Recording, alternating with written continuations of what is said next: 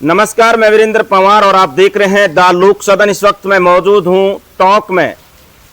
महाभारत में अर्जुन के सारथी कृष्ण थे, लेकिन लोकतंत्र में कुछ उल्टा देखने को मिला है।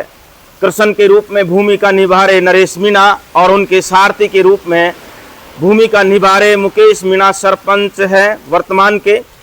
जो मुकेश के वो नरेश मीणा के बहुत ही करीबी कहे जाते हैं। लगातार जब से नरेश मीणा समरावता कांड हुआ उसके बाद लगातार जब से जेल में बंद है तब से मुकेश जी ने अपनी अहम भूमिका निभाई है। आज उनसे बातचीत करते हैं और ये जानने का प्रयास करेंगे कि जैसे मुख्यमंत्री भजनलाल शर्मा से उनके परिजन मिलते हैं, वो 30 दिन का टाइम देते हैं, उसके बाद कई महीने गुजरने के बाद भी पूरे नरेश मीणा समर्थकों का सिर्फ और सिर्फ सवाल ये है कि आखिर नरेश मीणा जेल से कब बाहर आएंगे। सबसे पहले सरपंच साहब, आपका बहुत बहुत स्वागत है। मैं भी आपको बहुत बहुत धन्यवाद देता हूं वीरेंद्र जी कि आप इतनी बरसती हुई बरसात के अंदर, और जैसा कि आप पता चला कि जो हमारे यहाँ पे जिस तरह से जो बजरी को लेके और जिस तरह से एक हमारे किसी 20 से 25 साल का एक हमारा युवा था, वो एक्सपायर हो गया, गुजर समाज से आते हैं।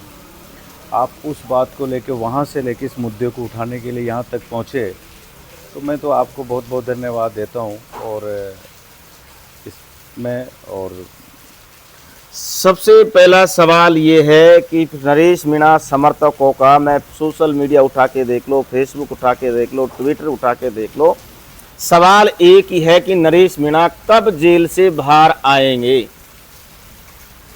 देखिए, मैं आपको बताना चाहूँगा वीरेंद्र जी कि इसमें मैं शुरू से ही कहता रहा हूँ कि कहीं ना कहीं उन लोगों को डर सता रहा है जिन लोगों को आज कहीं समाज ने जो बहुत बड़े ओहदे में पहुंचाने का काम किया, और उस समाज में एक जो उभरता हुआ जो सितारा है, उससे इन लोगों को एक घबराहट महसूस हो रही है कि जिस दिन ये जेल से बाहर आ गया, और शायद वो भूल चुके हैं कि वो आज जेल के अंदर भी है, तो वो लोगों के दिलों में उस तरह से उस कदर जगह बना चुके हैं कि उनका दिन हर दिन उनका ग्राफ बढ़ रहा है, ग्राफ घट नहीं रहा। और उन लोगों को जो जनता है, जनता को सब समझ में आ गया, समाज को भी, और सर्व समाज के हमारे जितने भी युवा साथी है, सबको बहुत बड़ा दुख है। कहीं ना कहीं एक उभरता हुआ एक युवाओं की हत्या हो रही है, इनकी नहीं, कहीं ना कहीं सभी जितने भी हमारे जो युवा साथी है उनमें एक आक्रोश है, और उन लोगों में कहीं ना कहीं देख इस चीज़ का एक दुख झलक भी रहा है कि ये किस तरह से एक शोषण किया जा रहा है एक युवाओं के अंदर। तो उनका जो सोशल मीडिया से लेके हर चीज़ में युवा साथियों का पूरा सपोर्ट रहा है, और आज भी कहीं ना कहीं वो इस चीज़ को लेके इंतज़ार है कि कब बाहर निकलेंगे। लेकिन बड़े लोग कौन हैं? आप बार बार इस बात को कहते हो कि बड़े लोग हैं, बड़े लोग हैं, बड़े लोग है कौन? उनका नाम भी बता दीजिए एक आध का। मैं आपको बताना चाहूँगा कि आपके इस चैनल के माध्यम से, जैसे हाड़ौती क्षेत्र में अगर ले लीजिए, तो इन्होंने जिस तरह से जो प्रहलाद गुंजल जी जो चुनाव लड़े, और जिस तरह से उनका कंधा से कंधा मिला के जो इन्होंने जो काम किया, और जो वहाँ पे ओम बिरला जी की हार जीत का जो फैसला रहता था करीबन 3 से 4 लाख के बीच में अब तक का रहा उनका इतिहास, उसको 40,000 में लाके धराशायी कर दिया, और जिसमें करोड़ों अरबों रुपए और पूरा प्रशासन का पूरा सपोर्ट रहा, और जिस तरह से जो भाई साहब ने जो मेहनत की, और वहाँ पे एक 2 जातियों के बीच में भी गुट बनाने का काम किया, वहाँ पे ऐसे प्रखंड ऐसे षड्यंत्र रचाए गए थे, जहाँ पे हमारे जो गुजर समाज के साथी से मीणा समाज के हमारे किसी को लड़वाने का काम किया कि ताकि ये दोनों जातियों में कहीं ना कहीं मतभेद हो। उसके बावजूद भी लोग सब समझते हैं कि ये एक बहुत बड़ा षड्यंत्र है, ये एक राजनीति इस तरह से करते हैं, तो लोगों को पूरी चीज़ समझ में आ गई। वहाँ पे ओम बिरला जी को जिस तरह से जो उनको धराशायी करने का काम किया, तो आप सबसे पहले तो ओम बिरला जी ले लो, इसमें पूरे जो अहम भूमिका अगर निभा रहे हैं तो वो ओम बिरला जी है। तो क्या ओम बिरला मुख्यमंत्री की बात को टाल रहे हैं? मुझे लग रहा है, देखो मैं आपको बता दूं कि ये पहली बारी के मुख्यमंत्री है, उनका राजनीतिक में एक अच्छी पकड़ है, वो पूरी होम मिनिस्ट्री में वहाँ बैठे हुए हैं, मैं ये तो कहना चाहूँगा कि राजनीति का इतना बड़ा षड्यंत्र चल रहा है, क्योंकि हमारा देखो, हमारी 3 मांग शुरू से रही इसमें। हमारी 3 मांग ये रही थी कि समरावता को न्याय मिले, फर्स्ट प्रायोरिटी में हमारा ये था। और जो झूठे मुकदमे हमारे जितने भी लोगों के ऊपर लगे, वो मुकदमे सारे वापस हो। और जिन लोगों को ये उस मुकदमों में फंसा, उसमें से करीबन 500 कुछ लोग थे, जिसमें से करीबन 55-60 लोग हमारे गिरफ्तार हो चुके थे, और बाकी लोगों को उस मुकदमे में ले रखा था इन्होंने। तो लमसम उनमें से सारे लोगों के नाम हटा दिए गए हैं, पहले बात तो मैं बता दूं। अच्छा। और जो रही बात मुआवजा की, तो मुआवजा लमसम सबको मिल चुका है, कईयों के खाते में डल भी चुके, कईयों को नहीं डले, तो वो प्रोसीजर चल रहा है। और जो 4 व्हीलर थी, तो उनमें 1 लाख रुपए सरकार की तरफ से आर्थिक सहायता मिली, और बाकी 100% जो अपना जो इंश्योरेंस का है, तो वो पूरा इंश्योरेंस कंपनी क्लेम कर रही है, उसमें कोई दो राय नहीं। तो ये हुआ। और इसके बाद में हमारी जो प्रायोरिटी थी, जैसे भाई साहब को बाहर निकालने वाला, अब ये कोर्ट के अधीन सवाल वहीं खड़ा है कि आखिर नरेश मीणा कब बाहर आएंगे। सुनो, ये कोर्ट के अधीन, मेन मुद्दे की बात करते हैं, ये कोर्ट में अधीन है। आज दिन तक, अब तक न्यायपालिका में मैं मानता हूं कि पॉलिटिक्स थाने, अपने कोई प्रशासन जो गवर्नमेंट का जहां तक दायरा रहता है, वहां तक तो सबको समझ में आता है कि यहाँ पॉलिटिक्स चलती है। थानों के अंदर पॉलिटिक्स चलती है, एसडीएम, तहसीलदार, इन जगहों में तो अपन मानते हैं कि ये तो पॉलिटिक्स के अधीन है, ये तो कोई जो वर्तमान एमएलए होगा, जो वर्तमान सरकार होगी, उसके इशारे पे काम करेंगे। सबसे बड़ा आज दिन तक हर व्यक्ति को न्यायपालिका में पूर्ण तरह से भरोसा था कि यहाँ पे किसी तरह की कोई राजनीति नहीं चलती। बाकी मुझे अब तक अब ये लगने लगा कहीं ना कहीं, मैं आप बताता हूँ कि जिस तरह से एक बेस होनी है, चार्ज बेस, जो उसकी तारीख में तारीख मिल रही है, जमानत तो एक सेकंड प्रायोरिटी में गया। पहले तो आप यहाँ फर्स्ट प्रायोरिटी में आ जाओ कि जिस मुकदमे नंबर में चार्ज बेस होनी है, उसमें मजिस्ट्रेट तारीख में तारीख दे रही है। ये कहीं ना कहीं मैं मानता हूँ यहाँ पे राजनीति का एक बहुत बड़ा षड्यंत्र चल रहा है, इसमें राजनीति हो रही है। अब जब अगर जुडिशली के अंदर भी, अगर कोर्ट के अंदर, न्यायपालिका में भी अगर राजनीति का प्रवेश होना, ये मैं कहीं ना कहीं बहुत दुखद खबर है।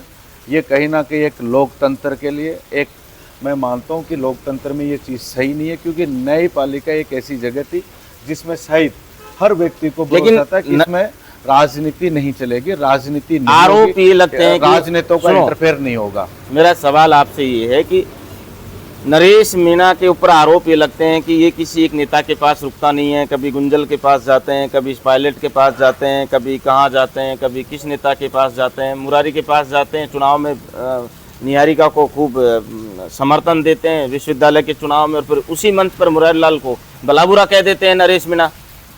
देखिए, मैं आपको बताना चाहूँगा कि आज दिन तक करीबन इनका 25 साल से भी ज़्यादा का कैरियर हो गया राजनीति के अंदर। 25 साल के अंदर इन्होंने पायलट साहब को अपना बड़ा भाई मान के काम किया उनके साथ। और एक मान लो बस जब इनका 2018 में इनको उम्मीद थी कि मुझे कहीं ना कहीं से चुनाव लड़ाएंगे, उसके बाद में इन्होंने चुनाव नहीं, अगली बार आपको देखेंगे, तो आदमी का कि देखो फिर 5 साल इन्होंने संघर्ष किया। बाकी फिर जब 2023 के अंदर फिर बाजी आए वापस चुनाव टिकट मांगने की, उस टाइम पे इनको साइड किनारे, तो फिर आदमी का कहीं ना कहीं एक सब्र का जो बांध है वो झलकता है। फिर क्या करेगा मुझे बताइए आप। उसके बाद में इन्होंने छपड़ा में चुनाव लड़ा, निर्दलीय लड़ा, वहाँ 45,000 से ज़्यादा वोट ले गए।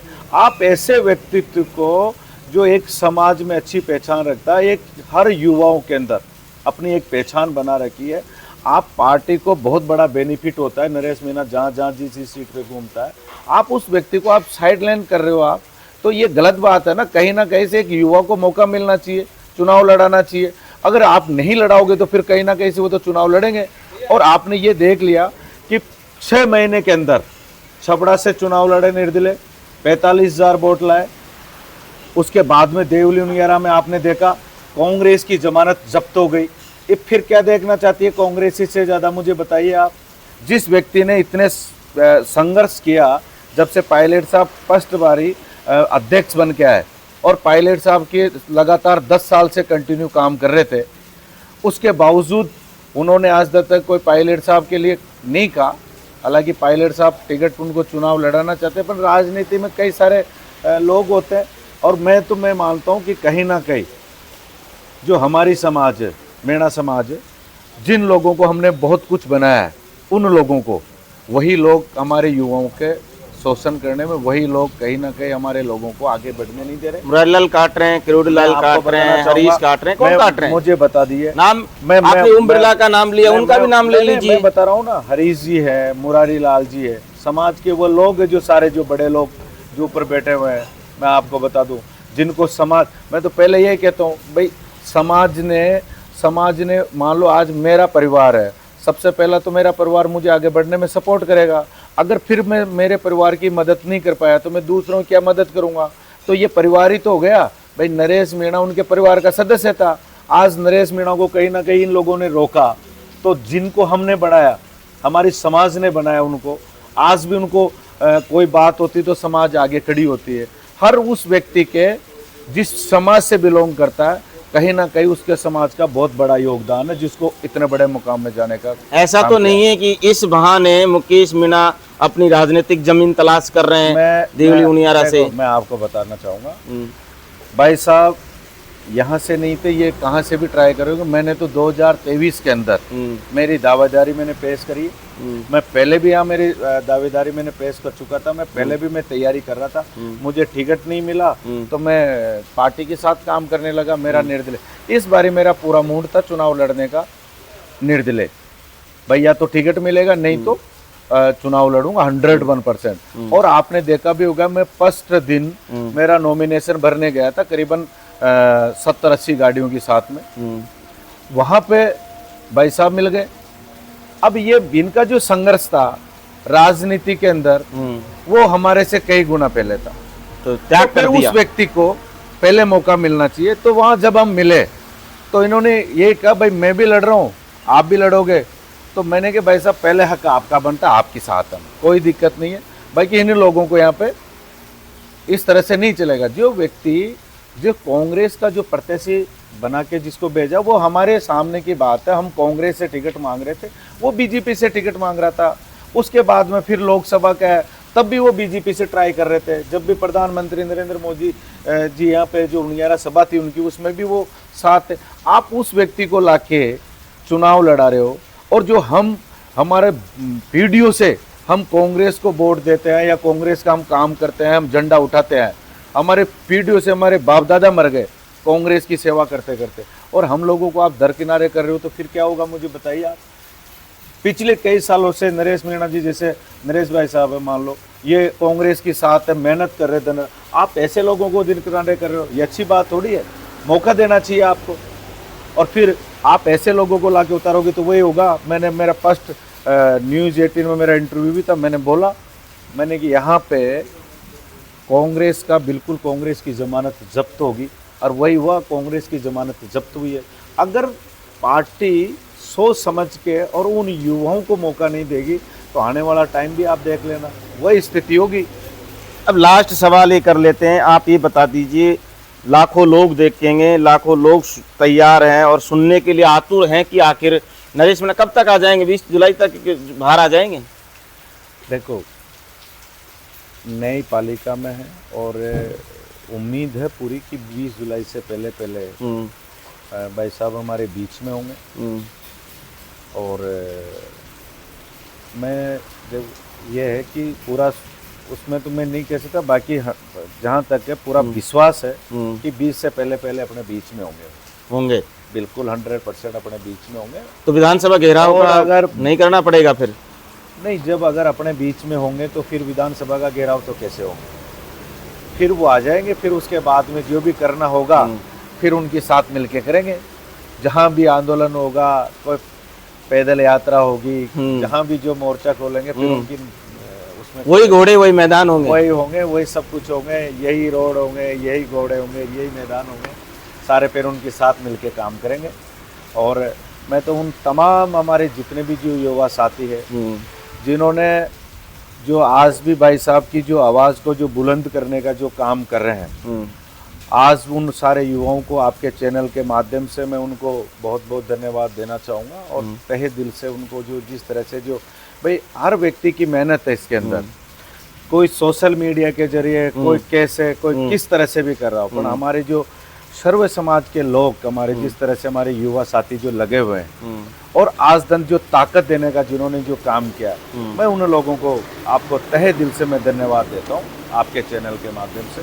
और मिलके लड़ाई लड़ेंगे और आगे भी हमारे जो युवा साथी हैं उनकी जहाँ भी आवाज़ उठाने का काम होगा वहाँ जाएंगे। हम कभी भी हमारे युवाओं का शोषण नहीं होने देंगे, उनके साथ में कंधा से कंधा मिला के चलेंगे, चाहे वो किसी भी कोने में बैठे होंगे उस जगह में हम जाके और उनकी आवाज़ को बुलंद करने का काम करेंगे, पीछे नहीं रहेंगे। ये थे मुकेश जी मीणा, जो सरपंच है नरेश मीणा के बिल्कुल सारथी कहे जाते हैं। नरेश